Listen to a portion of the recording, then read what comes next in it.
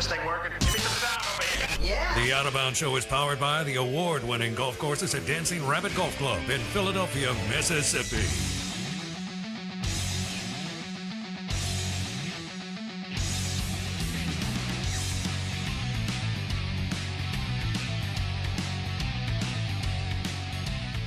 Morning.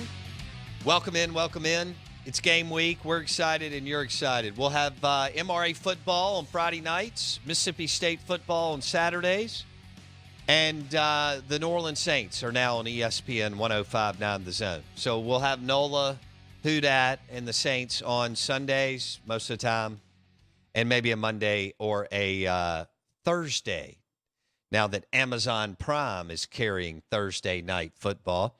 You're listening to Out of Bounds, ESPN 105.9 The Zone, brought to you by Sound and Communications, soundcomav.com.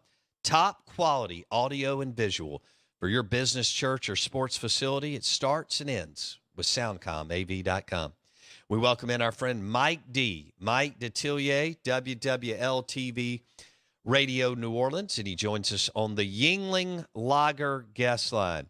Mike D., we're excited about this game Sunday night, LSU and Florida State. So many questions, marks, I guess, for both teams. LSU has more talent, but they've got a new coaching staff, so we'll see. And FSU started playing a lot better ball down the stretch last year. Who's going to be the starter in Baton Rouge or in New Orleans this Sunday night, Mike? Yeah, I'd be surprised if it wasn't Jaden Daniels. It's just he's got the more experience, and when you have question marks across the offensive line, you go with the guy that gives you that threat of a run. Not that Nussmeier doesn't, but Daniels does it at another level. So I think they're going to go with the experience and with the more athletic quarterback in Jaden Daniels. Okay. When you look at this game, do you think this will be a really challenging game for LSU, or do you expect them to put the hammer down and the boot down? What do you see on Sunday night in the Caesars Superdome, Mike? Yeah, I think it'll be a close game between the two. And again, LSU does not leave the state of Louisiana the first month of the season. It is important for them to get off to a quick start. Brian has emphasized that quite a bit. And so I think they're going to do what Kelly's teams have done in the past. I think your past tells you a little bit about your present. And they're going to try to establish the run. I think they're going to try to find out just how tough Florida State is up front. Despite the fact the strength of this LSU team is that wide receiver. I don't think there's any question about it. Brian made the comment about 2 weeks ago with us on WWL and repeated it yesterday. We're going to play 8 receivers all season long. We're going to alternate it. So that's the strength of this football team. But I think you go back to his past, he has always been about kind of testing your manhood to stop the run. And I think he's going to come out and try to run the football. And, yeah, they're going to throw the football short and get Keyshawn Butte. And one guy who I think would be the MVP of the summer camp involved, and that would be Malik Neighbors, who I'm just telling you, he's got a chance to be pretty special. But, again, new coaching staff, they're thin in some areas, but this is still a talented football team. The last 3 years under Orgeron, they finished 4th, 3rd, and 3rd in recruiting. Wow. And I had an SEC coach tell me, you got a lot of people that are kind of stuck on stupid. with this 39 number that they played in that bowl game. Okay, that isn't actually what he inherited. You know, you had people who had some academic issues, some injuries, eligibility type things. They've got talent at LSU. Come on. The question was never talent. It was getting the most out of it. And I think that that defensive front, which I think, again, other than receiver, are the strengths of this team, are going to show up. And I think they end up winning against Florida State. For Mike Norvell, got a lot on the line here, okay, because to beat Duquesne is one thing. But to beat LSU basically in their backyard, that would be a big, big plus for him. And I don't think it'll happen. I think LSU wins in a close game. Mike Detillier, WWL Radio TV New Orleans. He joins us on the Yuengling Lager guest line. We've got LSU and Florida State on Sunday night in New Orleans in the Caesars Superdome. Do you expect to see two quarterbacks play, Mike? Yes, I do. I think both Jaden and Garrett Nussmeier will play in the game, yes. Okay.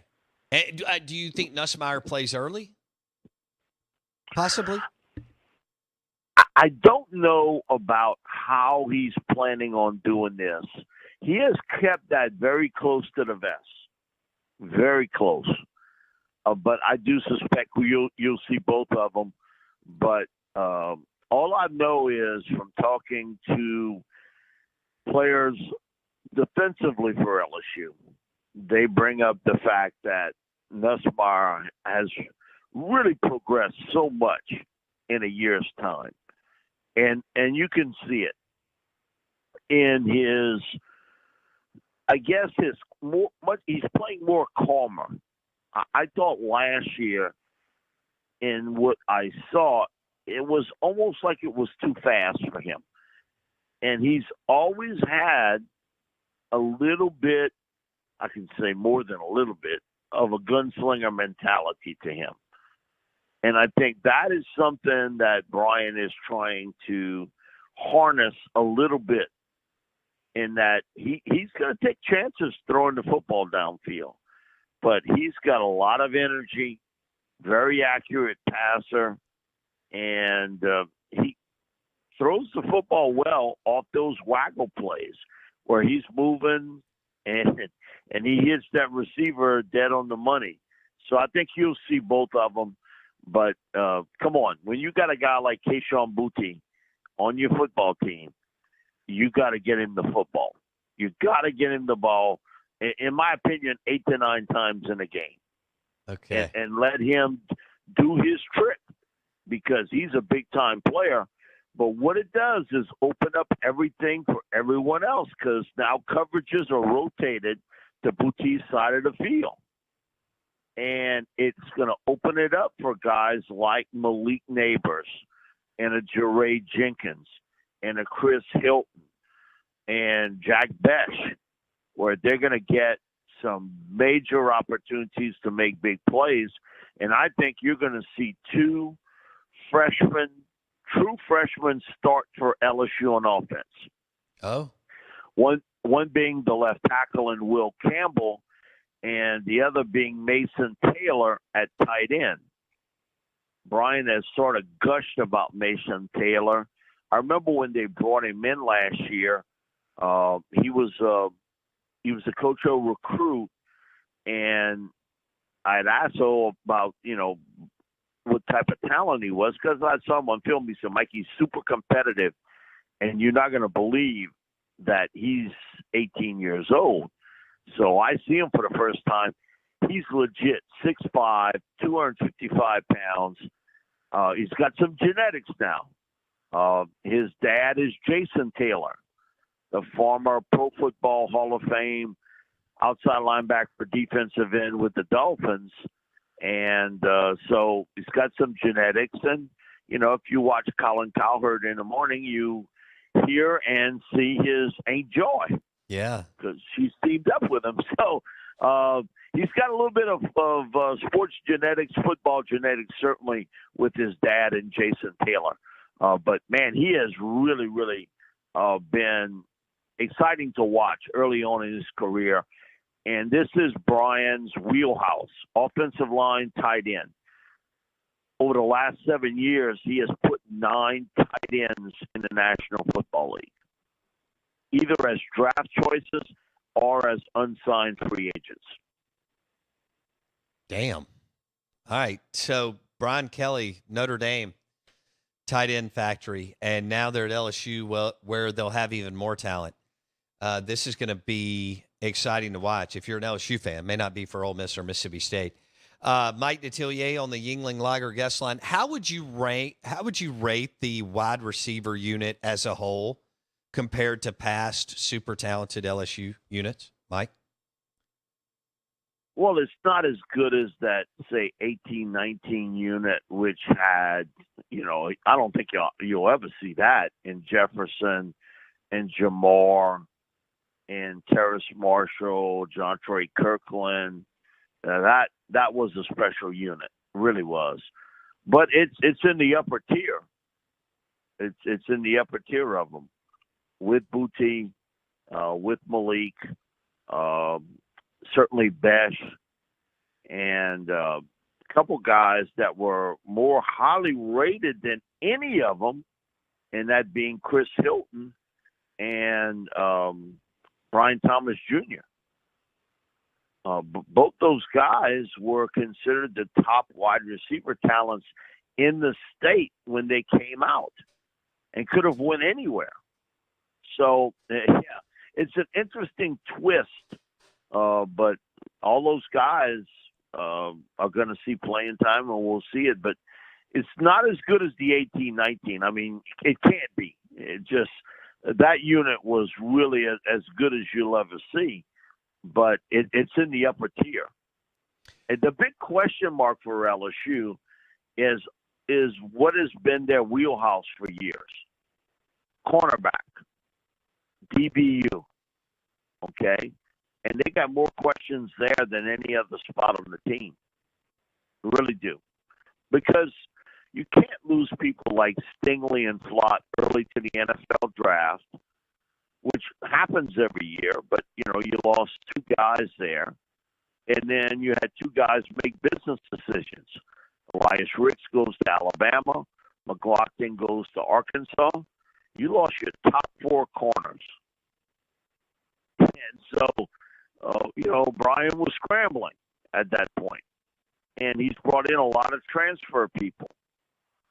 What happens there at that critical position? So that's the big question mark for LSU. Maybe at one time considered the strength of LSU's teams throughout the years has now become the biggest question marks. Mike Detillier on the Out of Bounds Show, ESPN 105.9 The Zone. Mike, let's switch gears. Are you buying A&M is good enough now with their recruiting to make a magical run in the SEC and maybe get to the college football playoff, or no? No, I think they're an 8 or 9 win team. Until they prove they can do better than that, that's where I'm going to go. No, I thought 2 years ago they were good enough. I really did. I thought they were robbed out of an opportunity to be in that Final Four. But I don't see this team similar to that one. And reasoning why, that offensive line they had a couple years back was really good. Man, they came in there, they really beat you up front. I don't see that this year with it. And if there's a coach with more pressure on him than Jimbo, I don't know who he is. And he sort of self-inflicted himself with that. Okay, it's great to be number 1 in recruiting. That's a paper win more than anything else. But then you poke the bear. Literally, you went after the biggest name coach in college football, and in my opinion, the greatest coach ever in college football, in Nick Saban, for what he's done in a time frame of scholarship limits, guys going early to the NFL draft, name, image, likeness, you name it, that other coaches didn't have to deal with. And to win how he's won it has been remarkable. So now 8 or 9 wins, if I'm a multi-millionaire and I've given all this money to the school and helped with name, image, likeness, I don't want to hear you talk about anything more than us getting to the SEC championship game. And I don't think they're good enough this year to do that. Man, you have to ask when they'll punch their ticket with all the money and recruiting and so on. Now, we're about to break up the divisions in a couple years, but that's an eternity for college football fans. And I think that's a good thing. It's a really good thing. And it could play in A&M's favor at some point, but that's 2025. They want to win now after the hundreds of millions of dollars that they've spent on facilities and the millions in NIL. Of course, we don't know much about Haynes King either, Mike. Max Johnson transferred. You know all about him from LSU. And he got beat out. And Max is a heck of a player, but Jimbo decided to go with Haynes King. Surprised me one bit. Max came to Manning, and he was very confident he would be the starter. But I've always wondered about Max, if he could be the starter there. Only because I'd heard from people pretty close to the situation that told me that Haynes King was the guy all along, that Jimbo wanted to be the guy. And so, and who I was hearing it from, I trusted pretty well, that he was going to get that job. He's got to win, and he's got to win in a certain manner. But the one thing I do know, people who have money, what they have not a lot of, patience. And it's right. No, listen.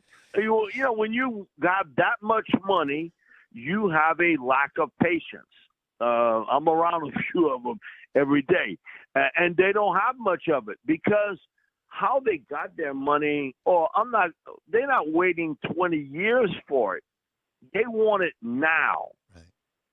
And I think for Jimbo, he's fixing to find out that these same people that have been funneling his school money are now going to say, I want results and I want more than 8 or 9 wins.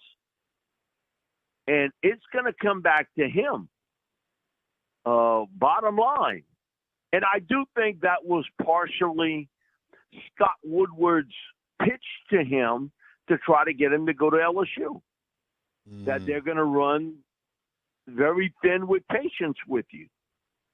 But he decided to stay because I think, listen, everybody knows that if it were up to Scott, he would have hired Jimbo in a second to replace Coach O. He'd have hired him in a second. But Jimbo didn't want to leave. Now, when you made that decision to stay, you understood the situation you were in. And now there's not a coach with more pressure on him in college football than Jimbo Fisher, only because of a team that had really not been in the mix in the top 3 for recruiting, all of a sudden became number 1 and distinctly number 1. And secondly, his frustration and his anger toward Alabama in the offseason with Nick Saban, which got tremendous ink. And so now you're messing with the guy who is the man in college football, and people are going to remember that. So you better win. And again, 8 or 9 wins ain't going to cut it, because eventually those same multimillionaires that are helping you are going to turn on you. I'm just telling you. I know. When is it going to happen? And how many more seasons does he get to continue to work towards the goal, without maybe punching their ticket? They're a fascinating case study. They really haven't done anything in 50 years at A&M. They've had a few bright moments. Now, 2 years ago, they were legit. 8-1. That team was really good. And I just think they got robbed out of that chance. Again, there's always some politics involved when it comes down to that Final Four deal, but I thought they were good enough to be in that Final Four. They were a very good team, and you didn't want to mess with them because they were good up front, offensive, defensive lines. They were really, really talented. I don't see that team this year. And I think there's always been sort of a Jimboism about him that his teams have a bad game or two. No matter how good they are, they have a game or two that they don't play well. And you do that in the SEC, you now are in big trouble. Yeah. And how can you lose a game like you did last year late to LSU? Who was a middle-of-the-road team. Now, they're not middle-of-the-road talent, but they were a middle-of-the-road team. Right. And you came in there, the Tiger Stadium flat as a pancake. They did. They went into Oxford flat as a pancake, too, the week before or 2 weeks before. Yeah. All right. Well, I can't wait. So you got LSU in a close one by, around a touchdown or so, Mike, Sunday night? Yeah, I think – this will end up being probably a 27-20 game, something like that. It's a 3-point spread, but I think LSU will win. It'll be about a touchdown, and then the seat becomes very hot for Mike Norvell because we all know who's waiting in the wings if he doesn't win at Florida State. We all know who's waiting in the wings. For that. Prime time? They would try to, they would do everything they could to get Prime back to Tallahassee. So, but man, it's when you watch them, the big difference. And I remember having this conversation with Coach O last summer, and he was like, the biggest difference I see when because he was at Miami for all those years as an assistant. He was like, man, it was a war when we played Florida State, but they were so good along offensive, defensive lines. Now, he said, everybody talks about their receivers and running backs and defensive backs. He said they were great, but where they were really good and underrated, and he said, so were we at Miami, was up front. Name linemen from Florida State over the last, say, 10 years. Yeah, no kid. That's where they won. They won up front, offensive, defensive lines. They don't have those type players anymore. And if they do, they have one of them. Back then in the 80s and 90s, they were all like that. We'll leave it there. LSU, Florida State, Sunday night. Mike Detillier, WWL Radio TV New Orleans. He joined us on the Yuengling Lager guest line. We'll talk next week, Mike D. Thank you, buddy. I can't wait. LSU, Florida State, Sunday night in the Caesars Superdome. Hour number 3 coming up on the Out of Bounds Show.